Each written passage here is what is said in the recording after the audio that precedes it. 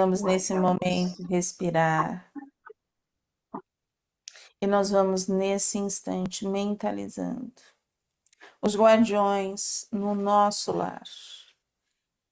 E eles vêm trazendo muita energia positiva, muitas redes em forma de tela metálica, muitas espirais.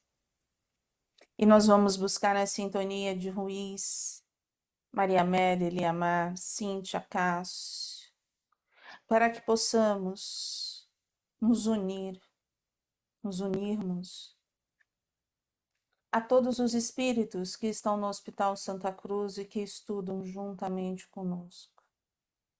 Formamos uma corrente de luz, onde os nossos cardíacos se expande para que o amor, a fraternidade esteja presente dentro de nós e que possamos cada um de nós expandirmos a nossa consciência para o aprendizado da tarde de hoje, que seja de fraternidade, de equilíbrio e de muita harmonia.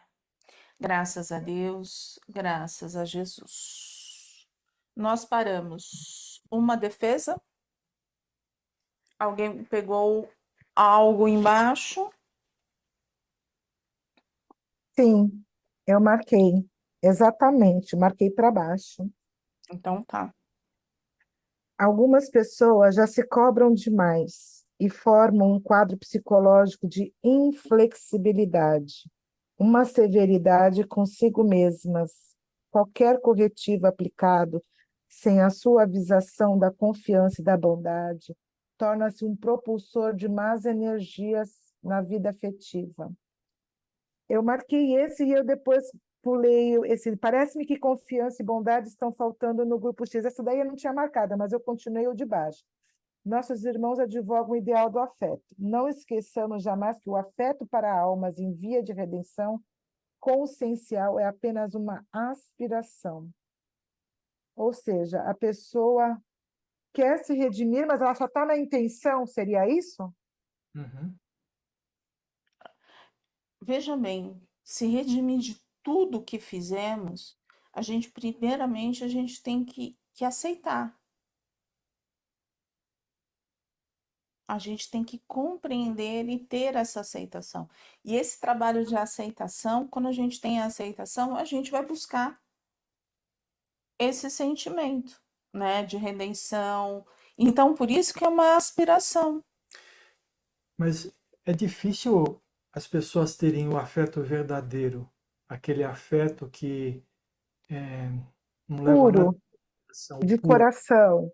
O amor Isso. pleno, como Jesus sempre Eu acho falava, que o que mais se aproxima é o de mãe. é o da mãe para os seus filhos, né? Para os seus filhos pequenos, principalmente para os filhos pequenos, né? Porque senão a gente está buscando isso, mas ainda não está não tá no nosso alcance. Nós não somos maduros o suficiente para ter esse afeto. Porque a gente ainda trabalha muito no egoísmo. Porque quem ama quer ser amado agora, né? Mas na verdade, o verdadeiro amor, quem ama não espera nada de volta. Não espera nada de ninguém. É isso aí. Outro dia eu... Desculpa, pode falar, Valéria. E principalmente, se ama. Se ama, É. tem o alto amor. Que eu acho que é o grande problema da humanidade hoje, é esse alto amor. Não precisar do outro, mas ter esse alto amor. E não significa, nesse instante de ter o alto amor, ser uma soberba. Ah, eu me basto. Não, é diferente. Ter o alto amor, compreender que o outro está num limite e eu estou no outro. Não sou melhor nem pior, mas caminhei de uma forma diferente. Porque eu tendo alto amor, eu vou me cuidar, eu vou me fortalecer. E a gente não esperando nada do outro, a gente não se frustra também, né?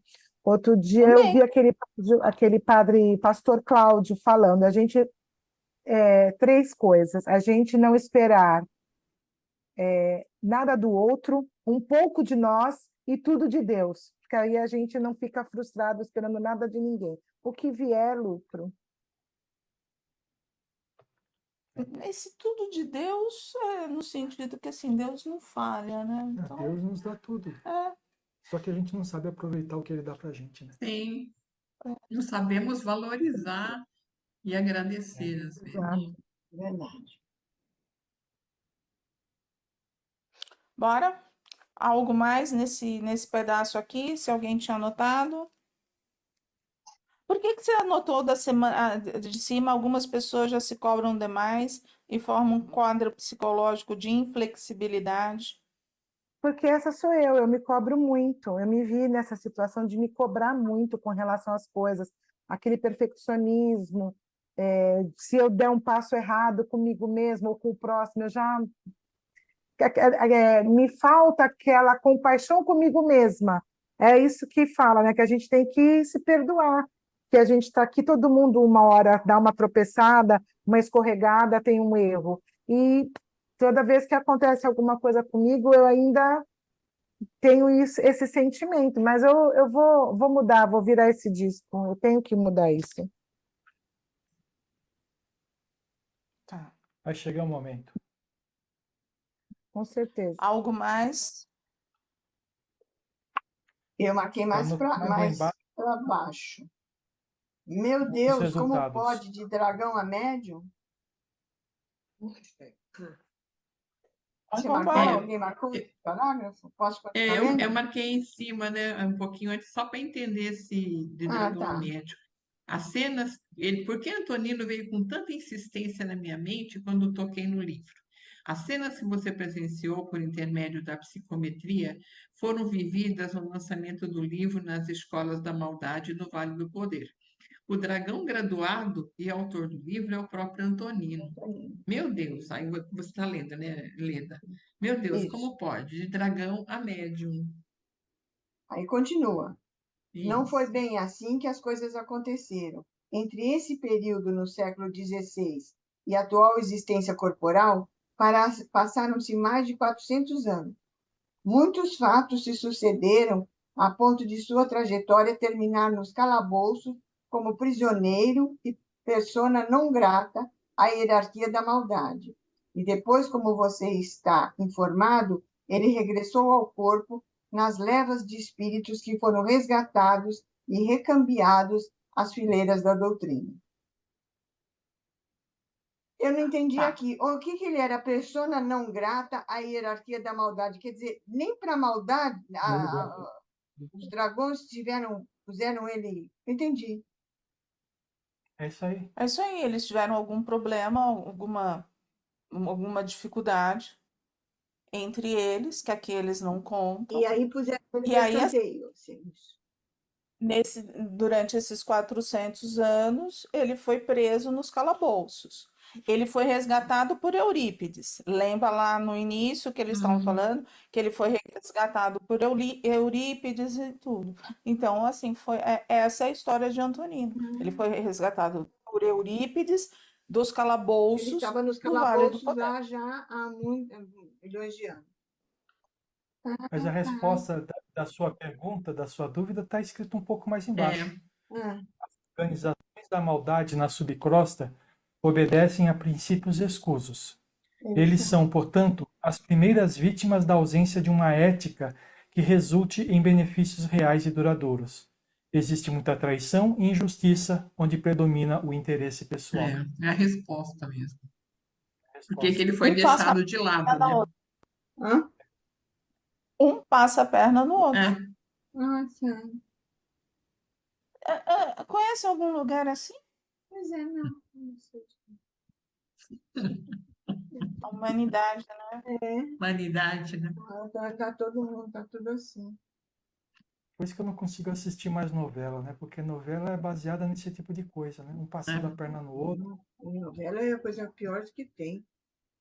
Mas a gente fala de novela, às vezes a gente está assistindo um filme e também acontece esse tipo de coisa, por isso que a gente precisa.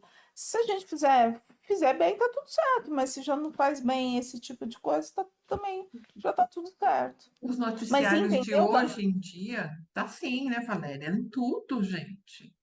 Você sabe que eu tinha voltado a assistir algumas coisas e tal, e eu falei assim, hoje eu tava passando roupa, eu tava tudo desligado.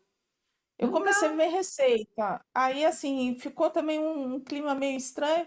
Aí eu fui lá, tirei da receita e fiquei no silêncio. Sabe por quê? Porque, assim, a gente tem que ver aquilo que mais está aconchegando o nosso coração e a Hum, nossa mente. com Porque, certeza. assim, o que veio é quando eu falei assim, ó, nós vemos lá do Vale do Poder, a gente já vivenciou isso, somos nós somos os resquícios dos dragões ainda existe, mas só que a gente escolheu servir a Deus agora, só que assim, a gente sabe como que é as coisas, a gente tem isso gravado, e essa é a nossa realidade, sabe? Então, assim, tem gente reencarnada aqui que está no nível de vou passar a perna, e tem aquele que está lutando para não passar mais a perna em ninguém. Para viver Mas melhor, para não passar. mas só que tem a marquinha ali. Então tem que prestar bem atenção no que faz para realmente Para não que lado puxar. que vai, né? Para onde que vai pender, né? Para onde que vai? Eu anotei, parágrafo que começa assim, Ah, um dos sim. resultados comportamentais da arrogância é o apego aos nossos pontos de vista, que causa a sensação de estarmos certos, ou seja, é a base de nossas certezas irredutíveis. Marquei esse também. É aquele Esse que não muda de ideia. É aquele que tem um ponto de vista e é, é aquilo e acabou. Não adianta, é é isso. isso aí. É isso aí. E quem não tem aquele ponto de vista é meu inimigo. Isso aí. Sim, E aí, assim, é a inflexibilidade, não tem a sim. flexibilização. Mas, Eu ó, posso fazer um comentário? Eu me vi nessa situação assim, de ponto de vista, e às vezes querer defender meu ponto de vista. Mas o fato de, por acaso, estar em família ou numa roda de amigos, que seja, se por acaso eu depois de muita conversa, eu perceber que a pessoa está com a razão, não, eu vou ficar assim mais resignada em aceitar, mas isso não quer dizer que ela vai se tornar minha inimiga ou que eu, sabe, vou odiá-la. Eu posso ter uma certa resistência em defender o meu ponto de vista, mas eu não tenho esse sentimento de, eu vou ficar com ódio dela, não vou querer mais a amizade dela. Eu não tenho isso dentro de mim. Posso ficar reticente em discutir no embate, no duelo, eu ainda posso ficar no duelo, mas se ela conseguir depois de um tempo, eu não vou perder a amizade por causa de um ponto de vista. Eu tenho as amigas de 30, 40 anos. é que a questão toda é a seguinte, que eu falei isso, eu estou falando em casos extremos. Mas o fato de você entrar em duelo já demonstra uma, uma raiva, nem que seja pequena, entendeu? Porque duelar significa você brigar pelo seu ponto de vista. Eu acho Mas o que, ponto de vista é individual. O ideal seria expõe seu ponto de vista. A pessoa aceitou, aceitou. Não aceitou, problema dela. principalmente, eu vejo duas coisas, tá? Eu jamais podia imaginar que a arrogância seria a base da psicologia das trevas. Porque assim, a gente tem que ver se a gente não está sendo marionete das trevas. Se eles não estão a tão ponto do nosso, tão próximos ao nosso lado, e principalmente, como que nós estamos à noite se nós não estamos indo a eles? Por quê? Se tivermos toda essa ligação, não há garantia nenhuma que quando estamos fora do corpo, não retornemos, tá? Então são duas coisas que a gente pode ser. Ou a Entendi. marionete, ou é aquilo que a gente traz realmente. No inconsciente nós estamos lá. Nós continuamos com eles, estamos juntos com eles e trabalhamos juntos com eles. Então essa arrogância, às vezes, que a gente começa a bater é aquela coisa, por que que eu tô cravando? Por que que eu ainda tô, né? É, eu, Não gosta dessa ideia. Não, gosto, mas é que eu penso um pouquinho diferente. Hum. A gente pode ser marionete ou ter isso dentro da gente.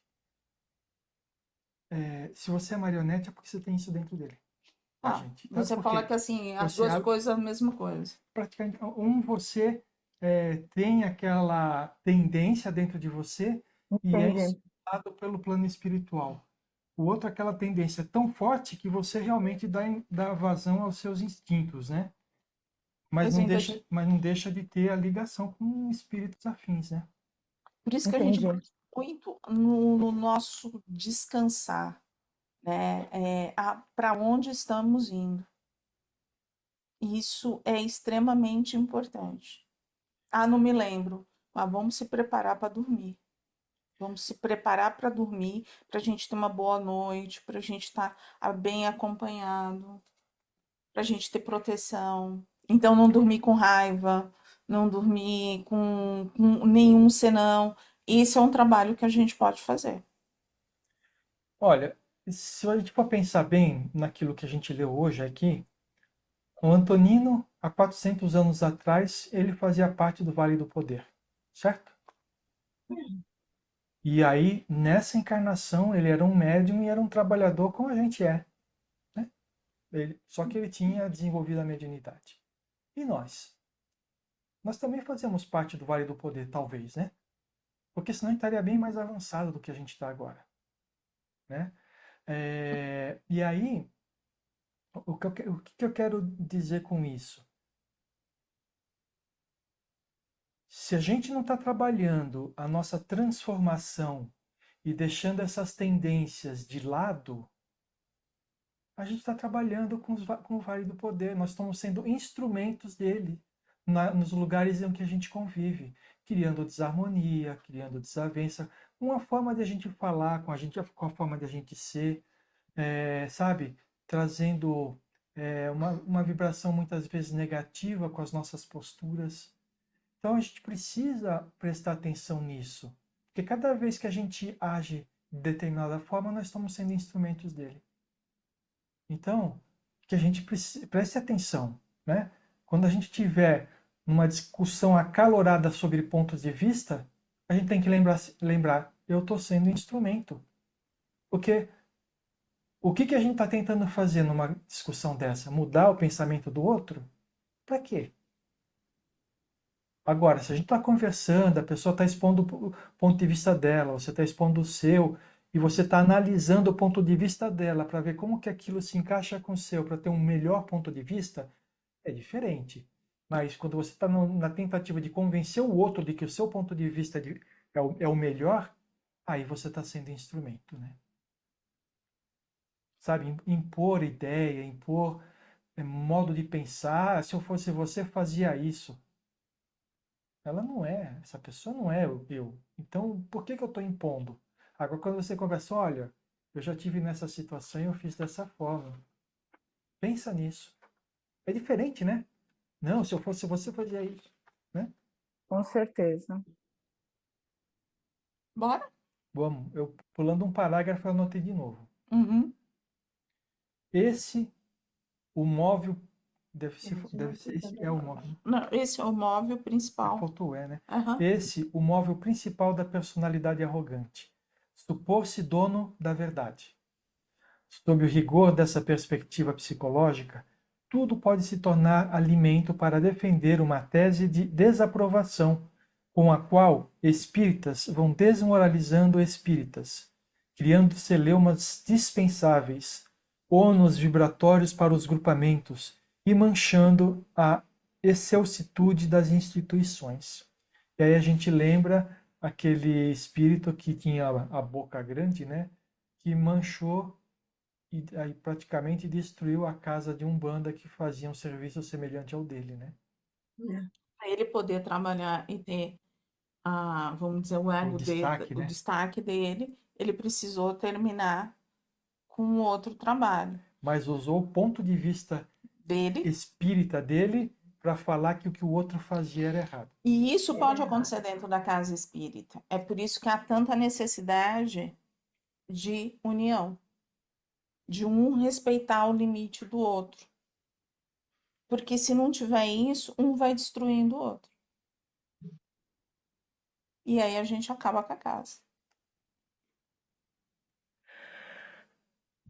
Essas celeumas existem. Essas celeumas são cansativas. Esse desgaste existe.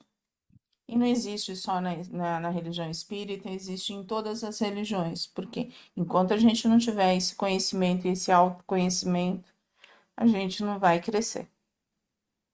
É assim que eu vejo. Não é verdade? Isso aí.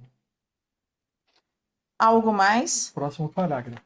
Tá. Acho que a gente termina esse capítulo hoje, né? Isso De aí. assuntos.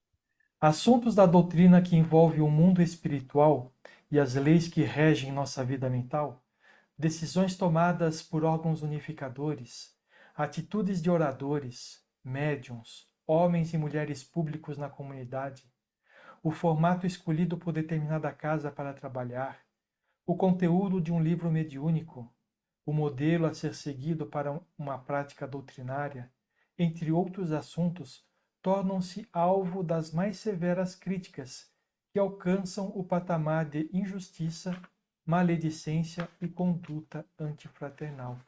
A gente vê muito isso no meio espírita, muito. Críticas da forma de atuar, da forma de pensar, da postura.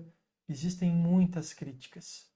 Uma casa criticando a outra, um grupo criticando o outro, porque acha que a outra casa devia ter mais assistência espiritual, a outra falando que devia ter mais evangelização, a outra é criticada porque não tem evangelização infantil, sabe? Tudo isso é uma coisa que ajuda nessa desunião, nessa desarmonização. E não existe crítica, sabe? Todos os caminhos que levam a Deus são bons. Isso. Todos são, sabe? Se uma casa só faz assistência espiritual, tá bom também. Se outra casa só faz escola de aprendiz evangelho, evangelização, tá bom também. Cada Era um aquilo que ela tinha que fazer. é aquilo que aquele grupo está maduro para fazer. Então a gente não pode criticar, nós estamos falando da doutrina espírita, mas a gente não pode criticar a Umbanda porque eles estão maduros para fazer aquilo. A igreja evangélica, a igreja católica, os budistas, sabe? As pessoas que não têm religião, mas praticam o bem numa assistência social. Não existe o porquê de a gente fazer críticas. O que a gente tem é que vibrar para que cada vez mais eles consigam atingir o objetivo de levar pessoas a Deus. Ou então a gente parar de criticar, mas entender por que a gente está criticando. O que pega o outro fazer de uma forma diferente? Arrogância. Por quê? Arrogância. Porque Que você não acha admite que seja diferente dele? porque Não você admite acha que que o seu nada ponto de seja vista é melhor. do jeito que ele E não quer? aí, e aí onde a gente volta no autoconhecimento. Se eu estou me conhecendo, eu vou entender o porquê que isso acontece.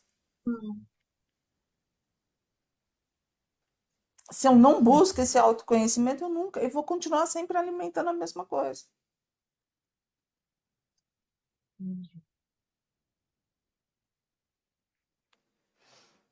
Respeitar as diferenças, né? Sabe, a gente tem o costume de achar que o que a gente está fazendo é o melhor da Terra. E não é. Ele é uma parte.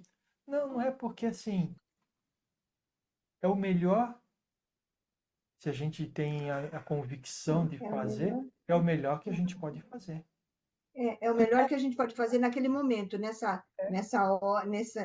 etapa da minha vida, eu estou É isso. fazendo o melhor que eu consigo fazer, o melhor que eu posso fazer, eu acho, é isso. Com o conhecimento que eu tenho, com a Que vivência eu que eu tenho tenho. agora é o que A eu consigo maturidade que eu fazer tenho. melhor. É isso aí. É isso aí. Agora, mas tá bom, então eu vou fazer isso para sempre? Não, se você quer fazer sempre o melhor, você vai continuar estudando, você vai continuar se aplicando para poder fazer cada vez. Progredindo. Às vezes, a gente dá um passo E a gente tem que ser humilde o suficiente para entender que a gente ainda não está preparado para dar aquele passo.